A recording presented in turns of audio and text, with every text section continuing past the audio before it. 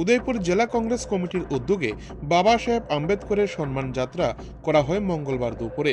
এদিন দুপুরে উদয়পুর জেলা কংগ্রেস ভবন থেকে কংগ্রেস কর্মীরা এক সম্মান যাত্রা বের করে এদিন সম্মান যাত্রাটি দলীয় অফিস থেকে বের হয়ে উদয়পুর শহরের নানা পথ পরিক্রমা করে পরে মিছিলটি গোমতী জেলা শাসকের অফিসের সামনে গিয়ে এক পথসভায় মিলিত হয় এবং গোমতী জেলার অতিরিক্ত জেলা শাসক জয়ন্ত ভট্টাচার্যের নিকট 5 জনের একটি প্রতিনিধি দল ডেপুটেশনে মিলিত হয় জেলা কংগ্রেস সভাপতি টিটন পালের নেতৃত্বে।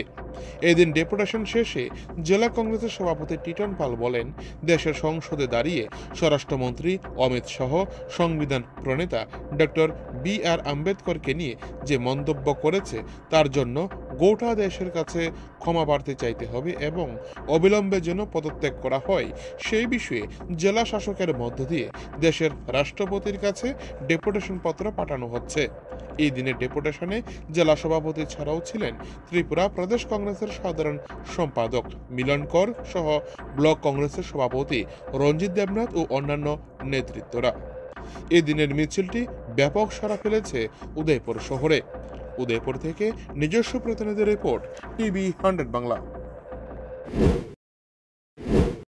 তৎকালীন সংসদ অধিবেশন চলাকালীন দেশের স্বরাষ্ট্রমন্ত্রী অমিত শাহজি ভারতের সংবিধান প্রণেতা ডক্টর বি.আর. আম্বেদকরের প্রতি যেই অশালীন মন্তব্য করেছেন তার প্রতিবাদে আজকে সারা দেশ সেখানে সর্বভারতীয় কংগ্রেস কমিটির আন্দোলন সূচির অঙ্গ হিসেবে আজকে সারা দেশের প্রত্যেকটা জেলাশাসক অফিসে আমরা দলীয়ভাবে রাষ্ট্রপতির উদ্দেশ্যে আমরা জেলাশাসকের কাছে আমরা স্মারকলিপি সেখানে তুলে দিচ্ছি।